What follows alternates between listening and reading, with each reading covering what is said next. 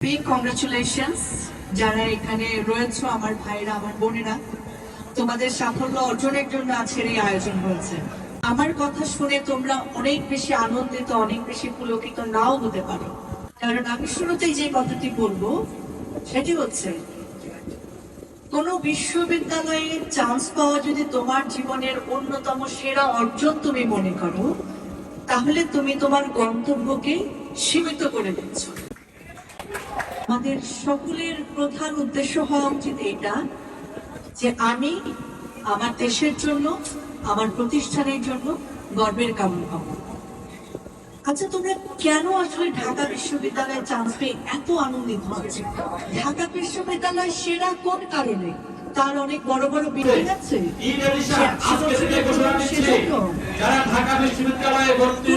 কিন্তু কারণ না, ঢাকা বিশ্ববিদ্যালয় সেরা তার শিক্ষার্থীদের জন্য। তার শিক্ষার্থীরা বিভিন্ন জায়গায় বিশেষ অবদান রেখেছে, সেটা আন্দোলনের সংগ্রামী হোক, সেটা বুদ্ধিবৃত্তিক জায়গায় হোক, সেটা দেশকে বাঁচানোর জন্য হোক, সমস্ত জায়গায়। অর্থাৎ একটি প্রতিষ্ঠান সেরা হয় তার শিক্ষার্থীরা যখন সেরা হয়।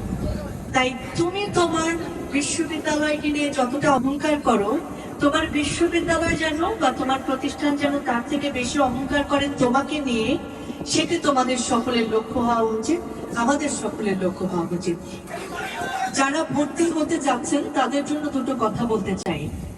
পড়াশোনায় সেরা হওয়া কিংবা স্ট্যান্ড করা, একটা ভালো চাকরি পাওয়া, তার থেকে অনেক বেশি ইম্পর্টেন্ট আপনি মানুষ হিসেবে জীবনের শিক্ষায় কতটুকু শিক্ষিত হতে পারছেন।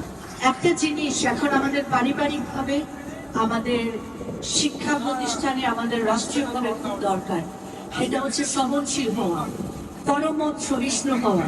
একজন নাগরিক হিসেবে প্রতিটি জায়গায় নিজের দায়িত্বপূর্ণ আচরণটি আপনারা করবেন, সেটি আমার প্রত্যাশা।